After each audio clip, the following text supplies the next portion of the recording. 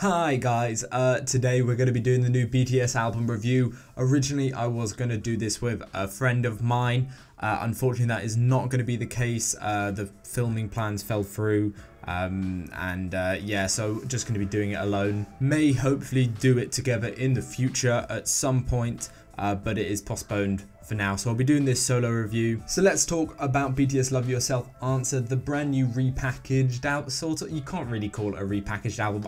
I once referred to it as a collection album. It's 2 discs, and we're only going to be talking about the first one because the second one doesn't have any structure. It's just old songs and a couple remixes. So let's get into the main meat and potatoes, the new tracks. Trivia Just Dance is the first one. It's got this funky intro which is reminiscent of some of the stuff off Hope World early this year. I love the vocal effects on J-Hope's voice throughout, and the layering is really good. J-Hope actually feels like such a good artist on this song, and the whole of Hope World he was really impressive, but this song it's that sound but done even better. He really pulls it off with aplomb. It sounds so effortless. The song is actually a grower. When I first listened to it I wasn't hugely into it. I found a little detail kind of distracting, and I wasn't so keen on the whole instrumental, but it grew on me a lot. It doesn't have the most interesting instrumental, but I feel like J-Hope himself does enough on the track that it sounds good. It definitely heavily relies on these thudding synths and the drum beat as an instrumental. Like, it's not super duper complex, and I think that sort of makes it an all-round good track, not too reliant on the instrumental, and J-Hope just working his magic. So it's very enjoyable, but also not a really in-your-face track, which is appreciated on an album that is filled with songs that are quite in your face. Trivia Love, which is performed by RM, is a vibrant, fresh hip-hop track with some superb layering of Namjoon's voice. God, like, so many different layers. He's got this 3D structure and it sounds absolutely amazing. Forefront, back, and then he comes in with some vocals. There's also some really nice lyrics. The whole content of this song is really beautiful, about living and loving, and there's a nice play on words there. It's a very simple flow from Namjoon, but it's really effective. Reminds me of some of the stuff of his mixtape. You know, I think of songs like Life, Drift, even like the Monterlude, or is it the Monsterlude?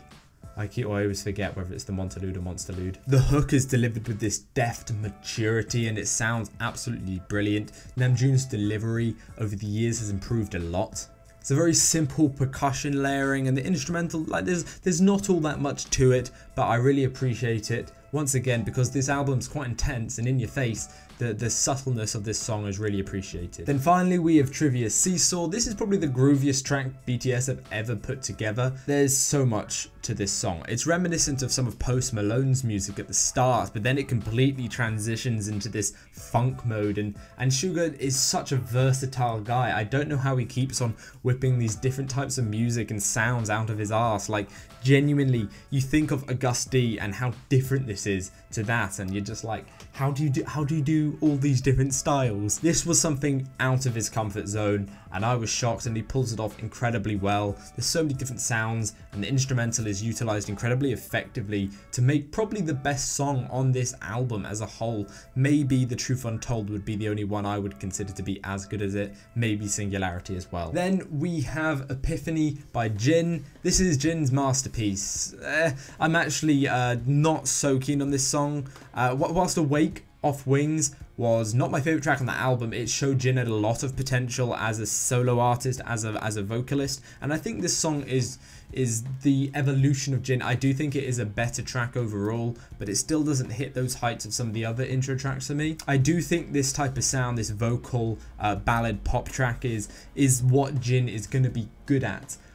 My issue actually really is with the instrumental. I think it's incredibly complex. There's so many different instruments, and whilst it is good, I feel it needs to ramp up a little bit more. It doesn't know where it's quite going. You know, you think back of the other intros, you know, Singularity is a neo-soul song, and it's so simple and bare, but at the same time so gorgeous. Serendipity, Jimin's song, that is a through and through incredible vocal ballad piece. This one just feels kind of in the middle and doesn't quite know what it wants to be. This is slightly different to the version we got in the video. I think it's about a minute longer, and there's some added effects in there that are quite appreciated. In terms of the lyrics, it's a self-love anthem. and it shows the maturity that Jin and the rest of BTS have gone through, you know, from the platform they had back then to what they have today. And, you know, it ties in nicely to the whole theme of Love Yourself, and I think that's one of the reasons I like it. But yeah, once again, Jin's vocals, really, really impressive. Enjoy his range and what he is good at. Just wish the instrumental had been a little bit more enjoyable. Next, we have I'm Fine. The first track I'm really not digging. You know, it leads in with this synth intro from Save Me, and I'm like, oh, we're gonna get like a new sort of Save Me, but then it just comes in with the blurry EDM, and you're like, nah, not again. It's so obnoxious. It sounds like it's something the Chainsmokers would put together, and it's kind of disheartening to hear this song make the final cut when like they've only added 7 new songs. I just, especially with how intense Idol is, having this song right before it is a little bit unnecessary. You know, the lyrical content of this song is so good. It's really up there, some of the best writing BTS have done, but that instrumental is the highlight is definitely Suga's verse midway through. I thought that was really a decent effort for an instrumental that doesn't lend itself to rappers actually. I also find in general the fast pace and those juttering vocals kind of distract from the lyrics anyway. Like, it's such like an in-your-face song. Even if I was trying to, you know, if I was, you know, Korean, listening to the lyrics, I feel like I wouldn't be able to grasp anything from it because it's such like a blurry in-your-face song. You know, I'm trying to imagine what English vocals would be like over that, and I can't imagine myself ever enjoying it. So let's move on to Idol. Probably one of the toughest songs to dissect in quite a long time in terms of the instrumental, which is so complex. There are some very legitimate criticisms of this song, and I've heard them, and some of them I do agree with, but I'm overblown with this song. Like, I really, really like it. It's so up my street with the sounds and genres I really like. The trap influence in this is really, really heavy, but there's this really fresh take of Afrobeat in there, and it's not in your face. It's quite subtle. It's very subtle. They didn't overdo it. They didn't blast you in the face with Afrobeat. It's so popular. I thought it was done incredibly respectfully and intelligently. You know, I'm being told by a couple people, namely the Jess Life, fellow YouTube creator, she was talking about the South African instrumental influence on this song, and I think that's interesting. I'll take people's word for that because I'm not aware of that sound particularly. I haven't listened to much music from that area of the world, but there is so much to this instrumental. You know, it is a pretty decisive, you know, it is a pretty divisive track on the whole, and I understand why. It's an immense song, it's powerful, it's reminiscent of Not Today and Mic Drop. I can definitely imagine myself getting a little bit bored of this song like I did with Not Today, and I do get bored of songs quite quickly, especially when they're so in your face, but I also think that version with Nicki Minaj will satisfy my, you know, appetite for a slightly different version. And lots of criticism has also been given to Jungkook and V's vocal effects. I personally like them. I think they're a good aesthetic for this song and for the music video. It fits really, really well. And you know, it's everyone puts auto-tune on their voice. I feel like this is something that's not really known in the industry. Auto-tune is not the, you know, crazy Kesha auto-tune. Everyone was like, oh, she's just disguising the fact that she can't sing. A lot of artists and producers will put a little bit of auto-tune on voices just to get that fraction of maybe slightly faltering voice perfect. Just line it up perfect to fit with the instrumental. What they're doing here is they're adding vocal effects to their voices to give it a style. This isn't them going, oh, their voices aren't very good, we need to disguise it. This is just a style. Sometimes it works, sometimes it doesn't. Some people like it, some people don't. I happen to like it in this situation. The whole concept of this song is pretty much a massive fuck you to everybody, and I love that. Like, lots of people are saying, oh, you know, they're saying fuck you to everyone but the fans. Though they're also sort of saying like fuck you to the crazy fans who mob them at the airports and constantly take pictures of them. Like, of course they love people who support them and buy their albums, but at the same time they're just normal guys and they don't want to be clobbered at the airport by fans. Like, that's a pretty horrible experience. Anyway, let's move on to answer Love Myself. This is the full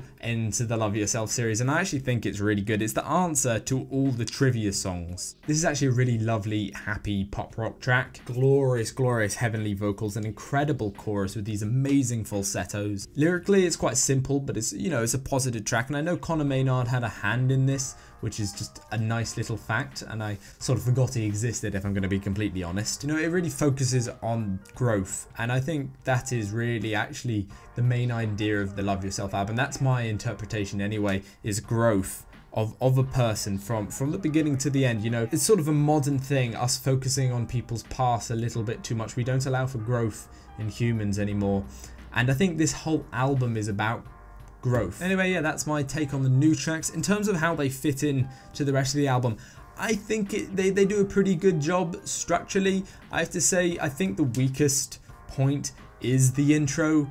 You know, I'm not so keen on Jungkook's track Euphoria. And then, you know, the trivia track, Just Dance.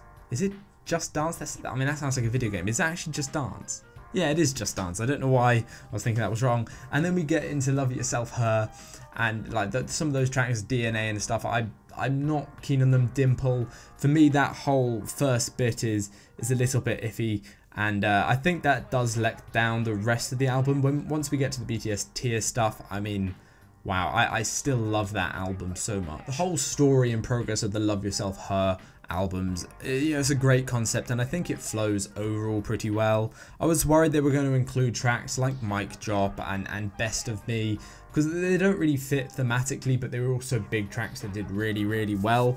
But they didn't, and that's really, really appreciated. As much as I dislike DNA and Dimple, they work within the concept of the album. However, there are a couple of skip tracks for me which do let it down a bit, but overall I think it makes sense, and as a listening experience it's fine. It's not as interesting overall, not as easy to listen to as something like Love Yourself, Tear, but you know, I do think this is a pretty exceptional album overall. Not often can you combine, like, I guess what you'd call 4 separate pieces of work, jam them together and say, hey, this is my new album, and it actually work. So for me, this is a solid high 6 out of 10 to 7 out of 10, sort of in between there. I can't quite decide, but you know, I can't wait for BTS to change direction and blow us all away again. Any expectations for the future? I want them to try something completely different. I want them to do something completely different concept wise. I'm not gonna lie, I feel like they've done youth a lot.